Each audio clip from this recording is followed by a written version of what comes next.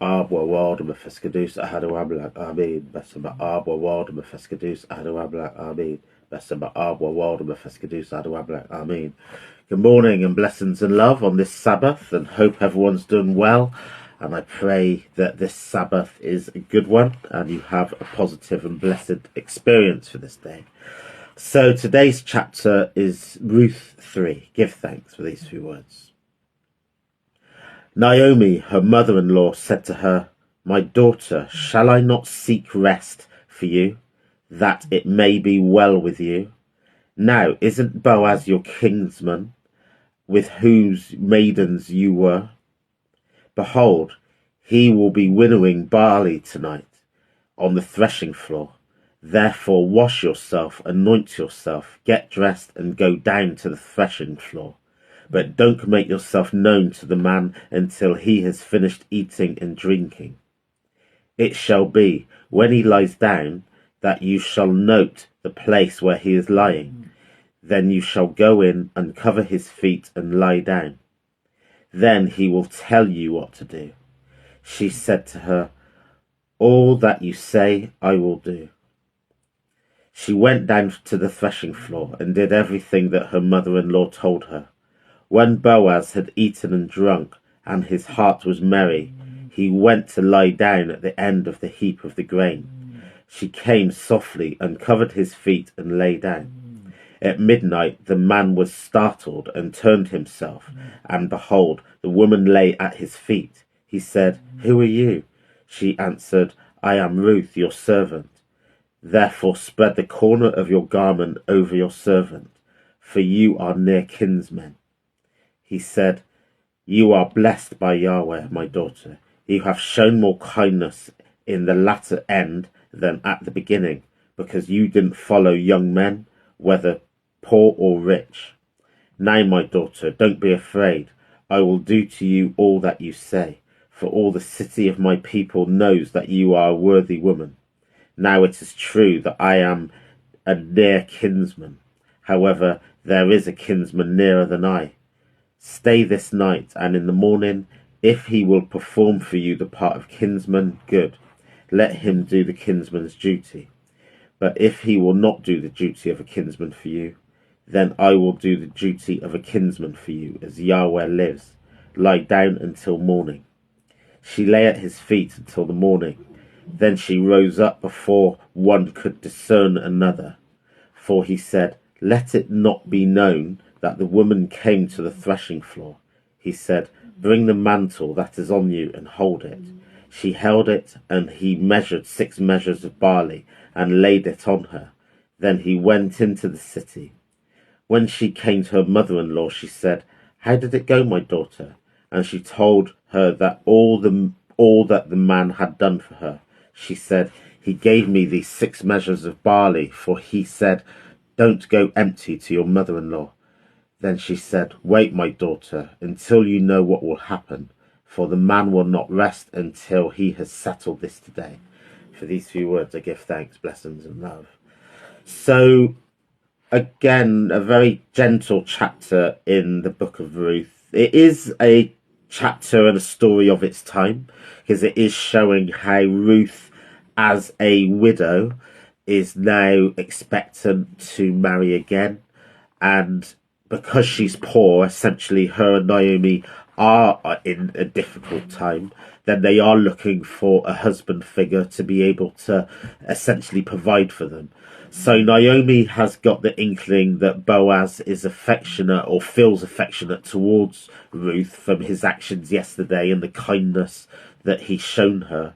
So Naomi, in a way, is asking to test this by sending Ruth to Boaz, just sleeping at his feet, not doing anything untoward, etc., but then seeing what happens next. And Boaz, he acts with complete honor and integrity when he finds Ruth sleeping at his feet. And Ruth has covered his feet and, just shown kindness towards Boaz while he was sleeping. So there's a mutual trust there now between Boaz, and Ruth, and the faithfulness and the loyalty and the friendship and the integrity that both have shown to each other, as well as the integrity and the kindness that Ruth's shown to Naomi, who is Boaz's kinsman. So Ruth explains his situation to her, and then he says, well, there's a closer male relative than I, and actually, because of the custom of the day, that that other man may have stepped up to become her husband. But Boaz said, if this other close kinsman, if he does not do that duty, then I will take that on, and I will honour my kinsman and my relative Naomi, and my honour to you.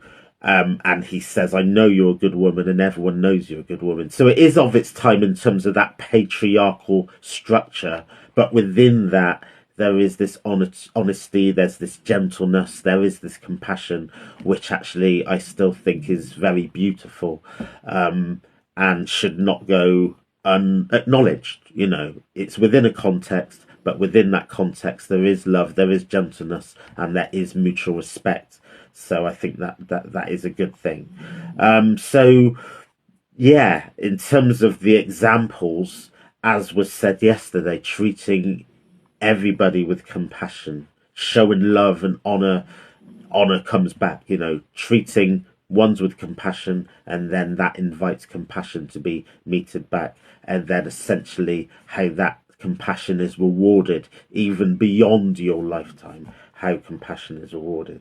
But always acting with integrity, always acting with respect and gentleness and care and love. That's very much infused within the heartbeat of the book of Ruth, is compassion, kindness, loyalty, faithfulness. And showing faithfulness and compassion to others and kindness is you living the faith. You might not be talking about God all of the time. Different people are different, even within different faith structures. Some people talk about it and show their faith constantly, whether it's online, whether it's in real life, and others just live the faith and they don't really talk too much. They're less talkers and they're more action and doers. Obviously, you get a combination of both. It's not a one or other. But what we see here with Ruth particularly, and this is a person, again, remember, she's not from the faith from birth. This isn't her natural faith position. She's got to this faith position of the honouring Yahweh through her love and respect to Naomi. But Yahweh is seeing what Ruth is doing, that she's a young woman that acts with integrity, acts with loyalty, acts with kindness and love, and that just starts to bear fruit in terms of the rewards and the benefits that she's then rewarded in her own life and in the future. So the doing, the action and the words and putting the actions into practice is not just the preserve of those that are born into the faith. So yeah, there's a lot more that can be pulled out and discussed and explored, but yeah, I will leave it there. I didn't say at the beginning, I always wear the Nutella on the Sabbath, just to mark the end of the week and the beginning of the new week, just as a symbol for these readings. But yeah, have a blessed day, have an honourable day, and may the day be honoured with the spirit of Ruth in terms of treating ones with compassion, kindness and care.